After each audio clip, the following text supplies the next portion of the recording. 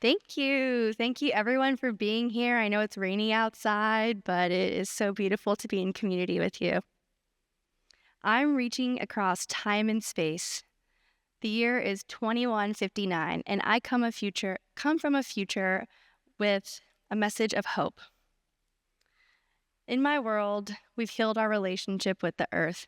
Every being, from the people to the birds to the trees and the fish, has the fundamental right to exist and thrive. It honestly feels as nice as it sounds.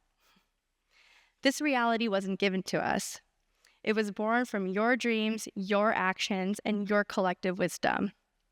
When darkness fell in the 2020s, you didn't comply to the far-right policies. You chose to build bridges instead of walls, to see diversity as strength, to radically reimagine everything. The real revolution came when we realized we didn't need a single ruler. We actually needed everybody to rise up together. When empathy became our compass, wars ended.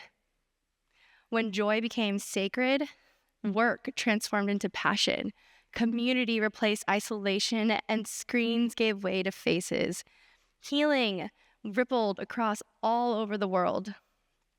I'm here to tell you that in this utopia, 134 years into the future, exists because of your choices, your hope, and your determination to act now. They create your tomorrow. Hi, my name is Kai Polanco. I'm an activist, creative, co-founder, and co-executive director of Feminist. Today, in 2025, I'm going to share how to find your place in the feminist movement. So first, you got to find your passion and make it your superpower. I want to share a story about how passion becomes purpose. Growing up in Los Angeles as the fifth generation Angelino, I witnessed how my parents transformed their passion for fashion into their very own brand. Garments were designed at our living room table, where future collections were born, and on the weekends we played with sewing machines. My own journey began, these are my fabulous parents. My own journey began at the age of 12 when I picked up my very first camera. Through that camera, I was able to explore the world around me through the lens of and connecting people and the planet. I traveled, I observed, I documented, always trying to understand why society exists the way it does. After graduating from Pratt Institute in New York, I found myself in the fashion industry just as Instagram was transforming how we all share stories. I was helping brands navigate this new digital landscape, but I definitely felt like my work lacked purpose. But all of that changed when an incredible opportunity fell into my lap. I shadowed the iconic and legendary designer and feminist Dion von Furstenberg. She would talk about how garments could help women become empowered to be in charge of their own lives. And in that moment, I learned that when purpose and passion combine, they can not only coexist, but they can create community to drive meaningful impact. That experience ignited something in me. And in 2020, I built Feminist. You may know us as @Feminist on Instagram, and we reach over 25 million different feminists around the world every month. Think about that number. 25 million different voices, dreams, hopes, stories, all existing on one platform that didn't exist when I was growing up. Through tireless work, triumphs in legislation, threats to our fundamental rights, an incredible moment happened on my journey through Feminist. It was honestly kind of a pinch me if this is real moment. I ended up at a roundtable discussion with then Vice President Kamala Harris. We were discussing the state of reproductive rights in the US. And as I sat there, I thought about all those who fought for my rights before me. And I realized that I became a living embodiment of what they had dreamt for the future. The role I've created for myself, digital advocate, community builder, platform creator, that didn't exist when I was in college. It didn't even have a name. But that's the beauty of following your passion, because sometimes it helps you create something entirely new. Today, I'm using that power to amplify the voices of activists, artists, creators, educators, and change makers from all over the world. Next, identify who you can bring with you. But here's the thing about superpowers. They're amplified when shared. Feminist is not just an organization. It's a collective heartbeat, a shared vision, and that story begins in my college dorm room. Picture this: 2 randomly assigned roommates giggling in the dark at 2 a.m., diving deep into discussion about inequality and dreaming up solutions. That's how I met Aisha Becker Burroughs.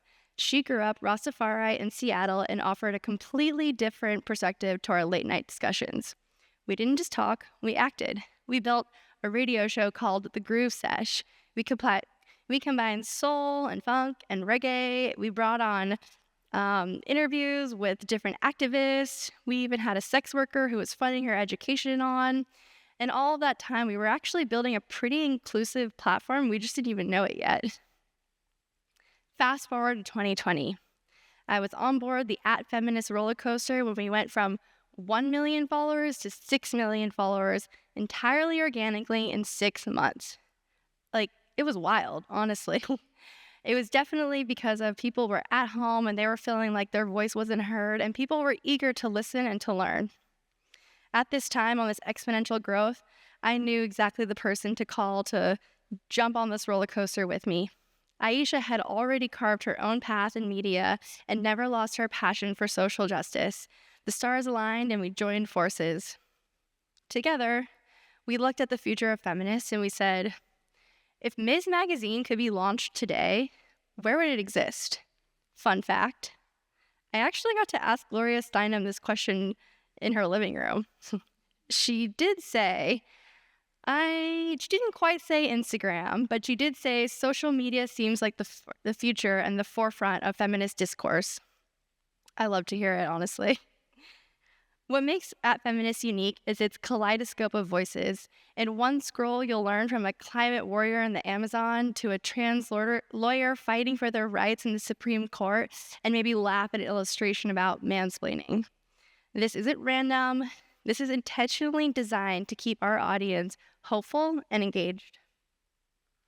We built this platform on 4 key pillars. We must be 1, intersectional, 2, international, 3, intergenerational, and 4, intentional. Here's what I've learned. The smartest person in the room is not an individual. It's the room itself. Our movement has the power because it's not built on one single grand voice. It's built on a diverse chorus of millions of different experiences and shared truths and collective wisdom. When you're thinking about who to bring with you on your new journey or your ride, look for the people who challenge your perspective, the people who bring different perspectives to the table, and the people who amplify your superpower. Because true change, it happens in between the spaces of our differences. Step 3, share your abundance. What sets our movement apart in 2025 is a fundamental shift in thinking. We've learned that gatekeeping serves no one. When you truly understand how deeply interconnected our liberation is, it seems so meaningless to keep resources or knowledge from other people. Our strength lies in sharing and lifting each other up. Let me share a powerful example. In 2022, we witnessed a seismic shift in American history when the Supreme Court overturned Roe v. Wade.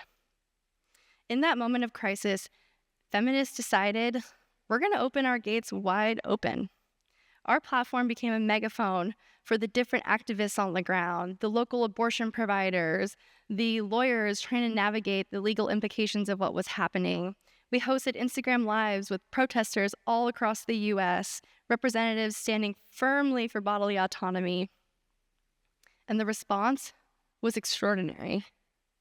We mobilized our community to raise $50,000 for abortion access in just 48 hours. We created a comprehensive reproductive rights toolkit that's been used by thousands and has helped people navigate care and show up and how to take action.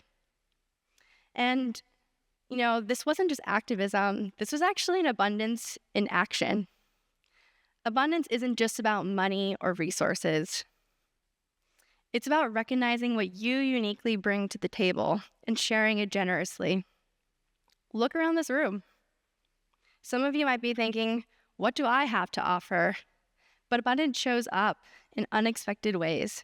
For example, are you the person with the juiciest gossip? That's abundance. You could use that to share critical information and spread awareness. Perhaps you're the eternal optimist. That's also abundance. Our movement desperately needs people with hope and joy to sustain us.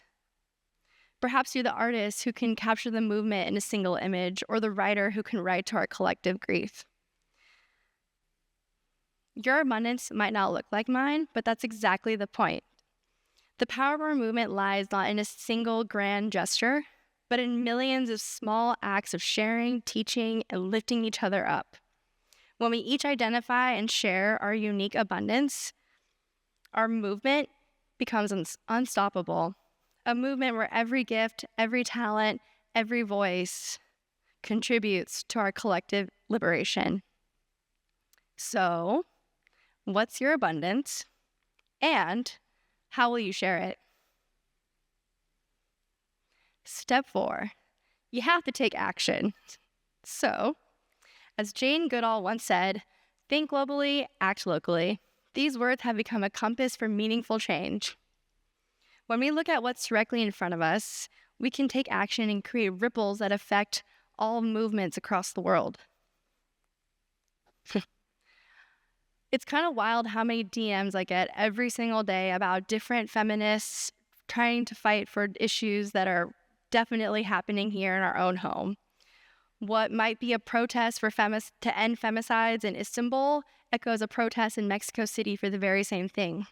A climate victory by the youth of Montana inspires youth climate activists in Leeds of United Kingdom. Our impact has far reach. Our local actions aren't just local anymore. They're threads in a global tapestry of change. But this connection is not just geographical. It spans time itself. Take the fight for reproductive rights. This is an age-old fight that has been going on before us. And sometimes the solutions exist in those that come before us. Honestly, it's not even sometimes. All the solutions exist in the wisdom of those who came before us. When we bridge this gap between generations, we don't just honor our past, we fuel our future. Remember that vision of the future I had explained in the very beginning? The one about where empathy became the foundation of our society? That future begins with how we act today. Right here in our own communities. It starts when we let that force deep inside of us, the one that connects our hearts to our minds, guide our actions.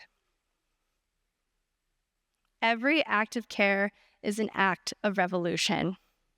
Whether you're supporting a local clinic or teaching an elder about digital literacy, you're taking action and you're simply being there. You're part of this global transformation. That revolution isn't just about resistance. It's about seemingly small acts of radical care, about healing, about showing up for each other, about lifting each other up. Remember, every act of care is an act of revolution. Now, hi, it's me, your feminist from the future. Before I head back, I want you to understand something very profound. Those mutual aid networks you're building, the ones where you're sharing everything from how to protect your community against ICE, those calico critters defeating the patriarchy, or sharing your latest skincare routine, those become your systems of care.